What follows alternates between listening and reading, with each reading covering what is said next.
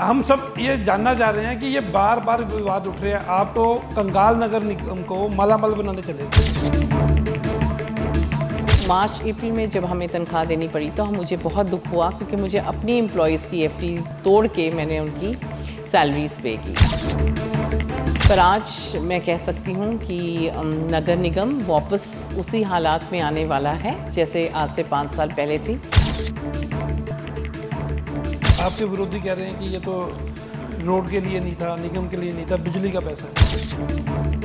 पर फिर भी हमारी एडमिनिस्ट्रेशन ने, हमारे राज्यपाल ने हमारे साथ बहुत कोऑपरेट किया और उस फंड को हमने वापस डाइवर्ट किया नगर निगम की तरफ। ये हमारे पास 33 एकड़ ज़मीन है, पर इसमें सिर्फ 7.7 एकड़ जो ज़मीन है वो डेजिग्नेटेड है फॉर द हाउसिंग प्रोजेक्ट।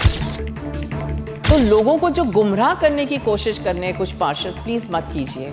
यह आपका ही शहर है, आप इसमें विकास के बारे में सोचिए, गुमराह मत कीजिए। उनका आरोप है कि बिल्डर्स को फायदा पहुंचाने के लिए किया जा रहा है, पकी पकाई खीर सिर्फ खाने के लिए दी जा रही है। उनको इतना पता होना चाहिए, वो पार्षद हैं, पढ़े लिखे हैं, कहते हैं हम अनपढ़ नहीं हैं, तो उनको समझना चाहिए कि जब भी कोई ऑक्शन साइट की होती है तो ये बेसिक फैसिलिटीज हमें देनी ही पड़ती है। इन्हीं पार्षदों ने, इन्हीं जो बंटी जी और ये तीनों, जो मैं नाम नहीं लेना चाहती वैसे, जो बोल रहे हैं, इन्हीं सभी पार्षदों ने मिलकर इस एजेंडे को पास किया। वो मना कर रहे हैं, वो कह रहे हैं कि हमें तो कोई और चीज़ पे साइन कराई है, एजेंडा तो हमारे को बाहर निकाल कर किया गया। तो ये क्यों लगे हुए हैं और हमेशा आपको ही क्यों टारगेट किया जाता है?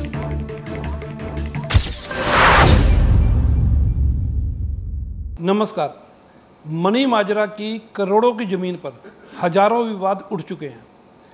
नगर निगम इस ज़मीन को बेचकर करोड़ों रुपए कमाना चाहते हैं, लेकिन कुछ चुनिंदा काउंसलर लगातार इसका विरोध कर रहे हैं। बार बार कह रहे हैं कि कहीं ना कहीं दाल में कुछ काला है। सवालों के घेरे में शहर की मेयर को भी लाया जा रहा है। ऐसा दिखाया जा रहा है कि शायद करोड़ों की जो ज़मीन बिकने जा रही है, इसका पैसा नगर निगम के खाते में ना आकर मेयर के पर्स में जा रहा हो। इन सब सवालों का जवाब देने आज खुद शहर की मेयर हरप्रीत कौर बबला जी हमारे साथ है। मैडम, आपका स्वागत है। नमस्कार जी। मैडम, हम सब ये जानना चाह रहे हैं कि ये बार बार विवाद उठ रहे हैं। आप तो कंगाल नगर निगम को मालामाल बनाने चले थे। आप ये चाह रहे थे कि नगर निगम के खाते में करोड़ों रुपए आ जाएं, जो शहर की सड़कें रुकी हुई हैं, टूट के बिखरी हुई हैं, वो दोबारा से मुरम्मत हो। उसके बावजूद ऐसा माहौल बना दिया गया कि ये ज़मीन की ऑक्शन ही ना हो, ये ज़मीन बिके ना, पैसा ना आए। हर किसी को ये लगने लग गया कि पता नहीं इस ज़मीन को बेचकर नगर निगम पैसा कमाने जा रहा है या कोई और। इन सब सवालों पे आपका क्या कहना है? सबसे पहले मैं आपका बहुत बहुत धन्यवाद करना चाहूँगी कि आपने मेरी तरफ से भी जो ये मनी माजरा की पॉकेट नंबर 6 पे क्या चल रहा है उसके बारे में मेरे जो भी मैं कहना चाहती हूँ उसके बारे में अपने मेरी इंटरव्यू ले रहे हैं। सबसे पहले मैं ये कहना चाहूँगी कि 30 जनवरी को मैं चंडीगढ़ की महापौर बनी, और जब मैंने कुर्सी संभाली तब हमारा फाइनेंशियल स्टेटस इतना ख़राब था कि मेरे पास तनख्वाहें और सैलरीज देने के लिए भी पैसे नहीं थे।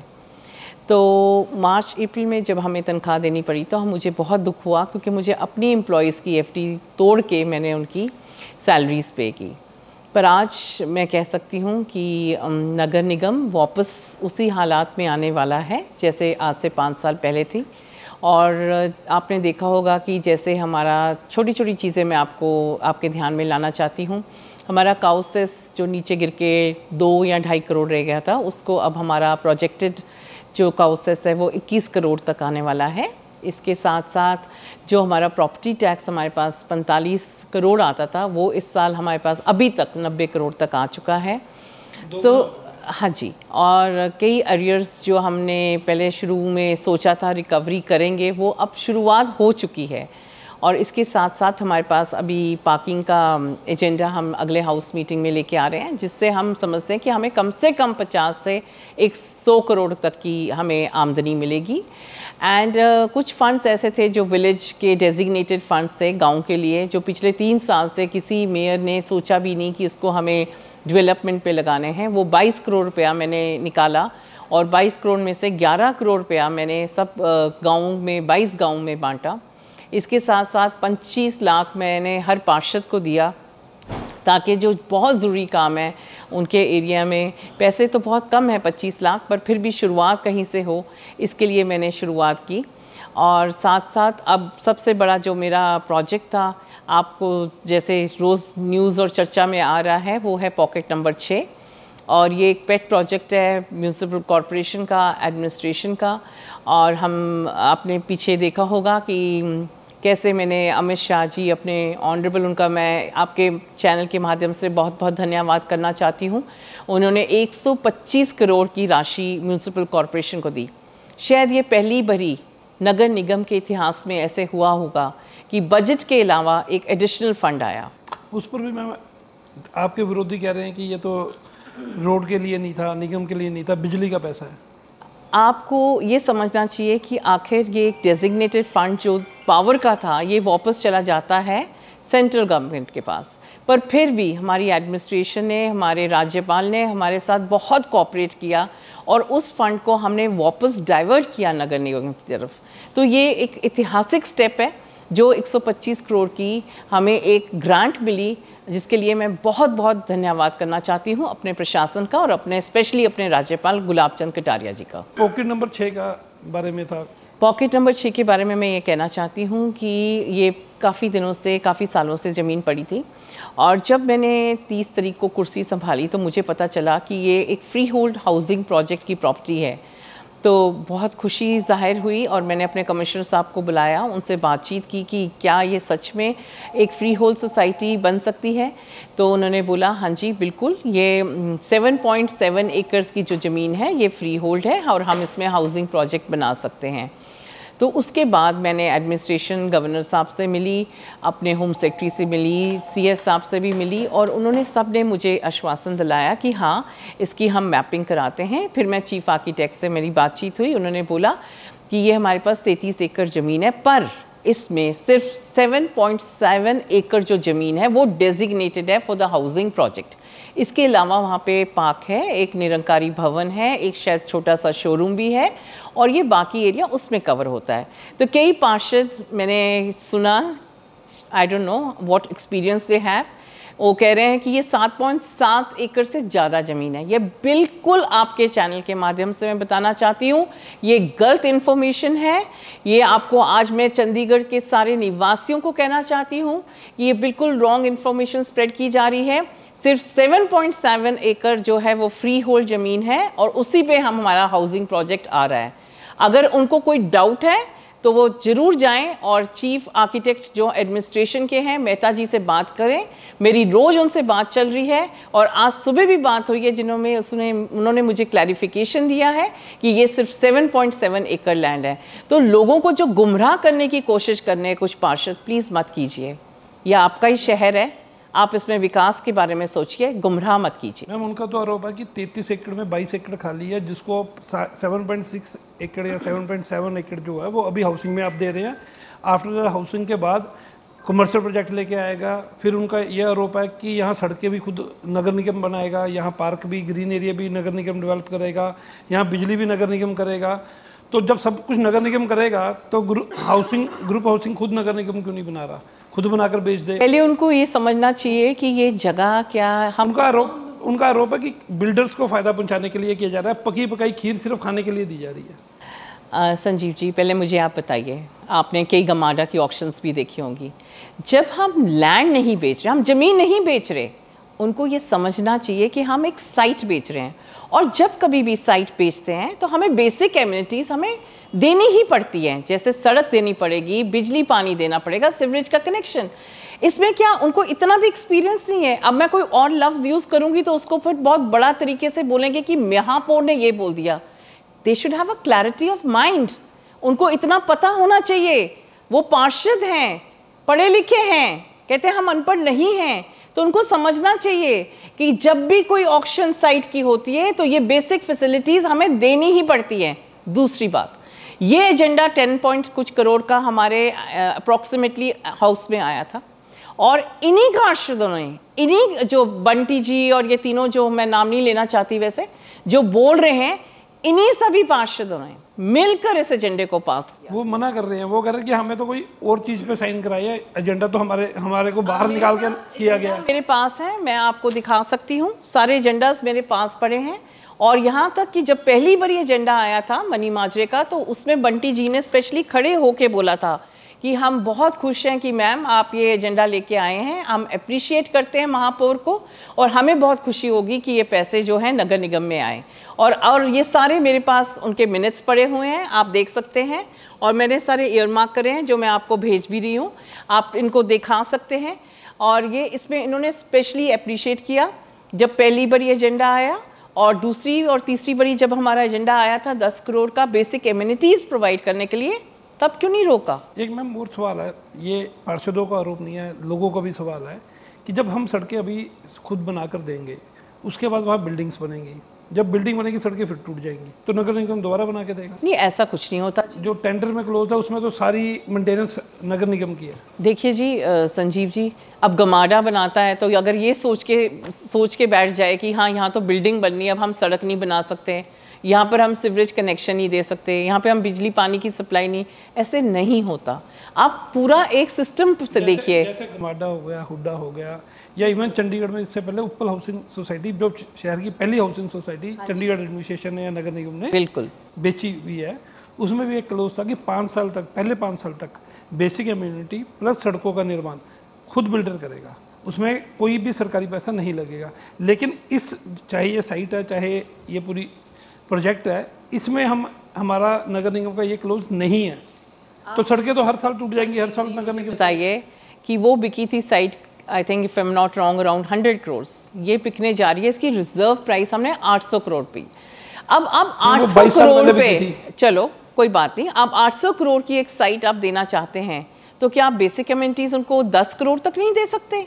अगर नगर निगम मेरे हिसाब से तो 800 करोड़ से भी ऊपर जाएगी, शायद 1000, 1200, 1500 तक भी टच करे।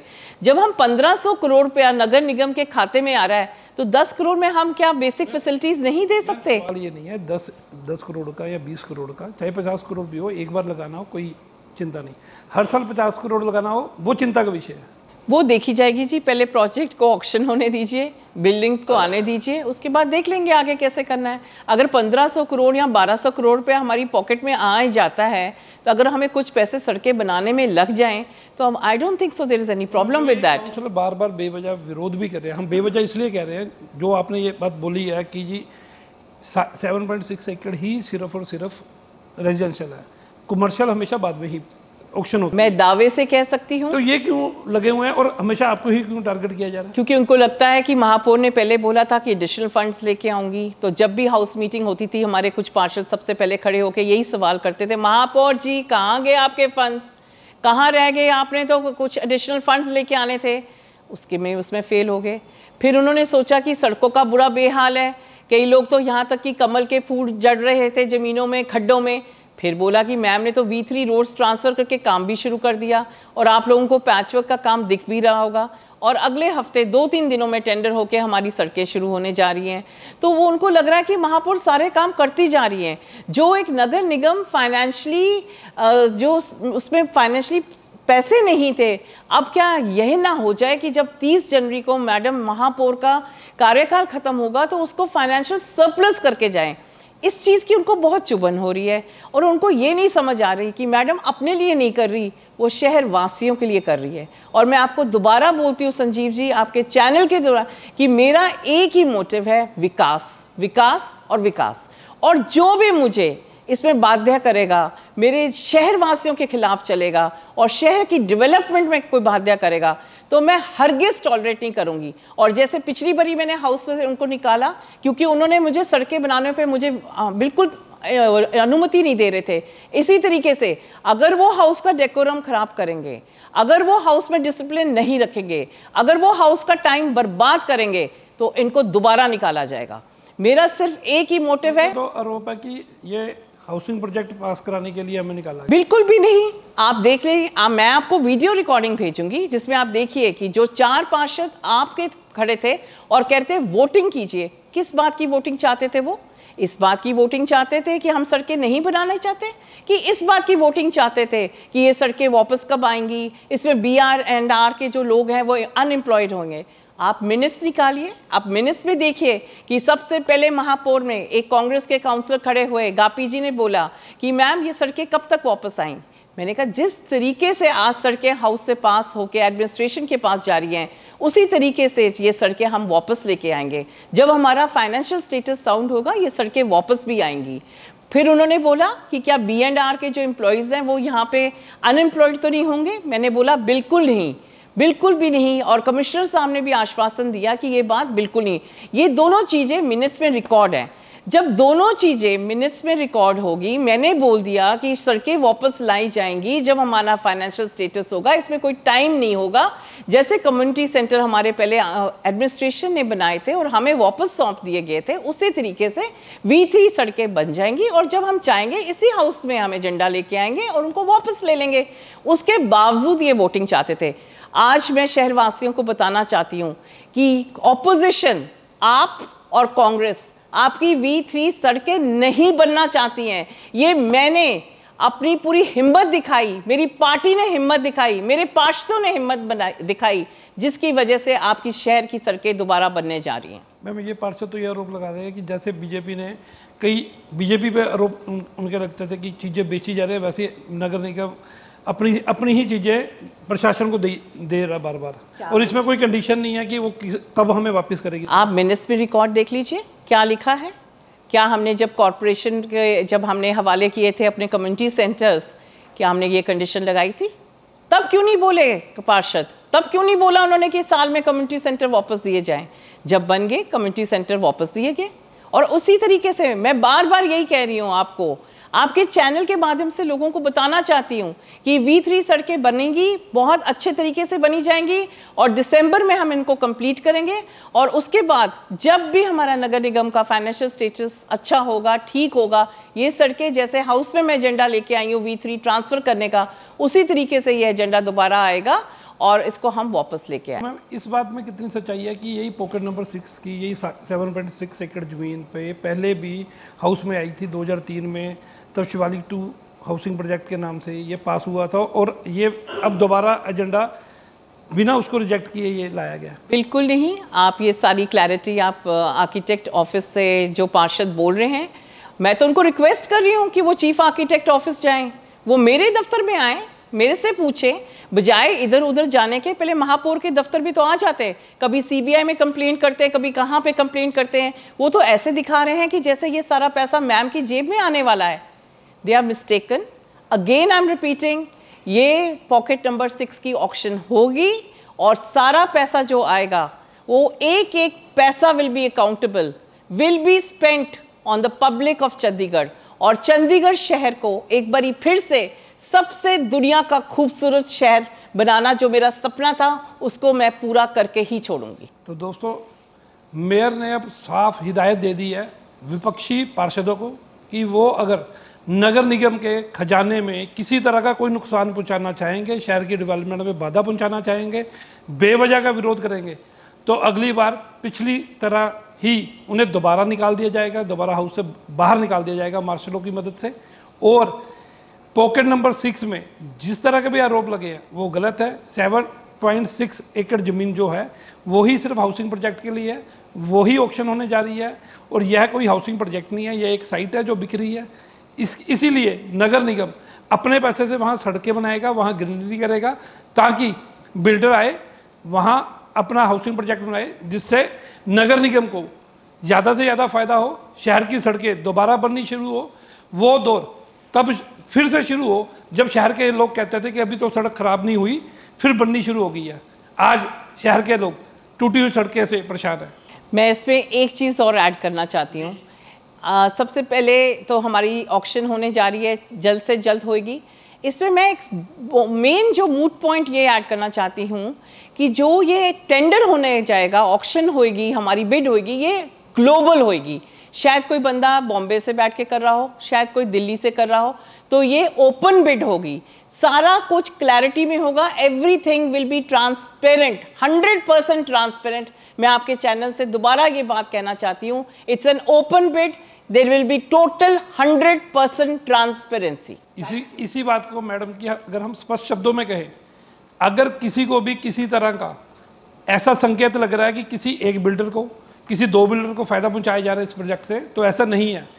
देश में बैठा हुआ कोई भी व्यक्ति, कोई भी बिल्डर अगर चाहे इस प्रोजेक्ट में भाग ले सकता है, उसके पास पर्याप्त मात्रा में पैसे हैं तो वो बिड लगा सकता है, बिड में सक्सीड होता है तो उसे मिलेगा। किसी एक को किसी तरह की कोई भी फेवर नहीं की जा रही, टेंडर में ऐसा किसी तरह का कोई क्लॉज नहीं है। पहले यह भी भ्रम फैलाया जा रहा था कि इसमें कुछ इस तरह का क्लोज है कि किसी एक बिल्डर को ही इससे फ़ायदा मिले, ऐसा बिल्कुल नहीं है।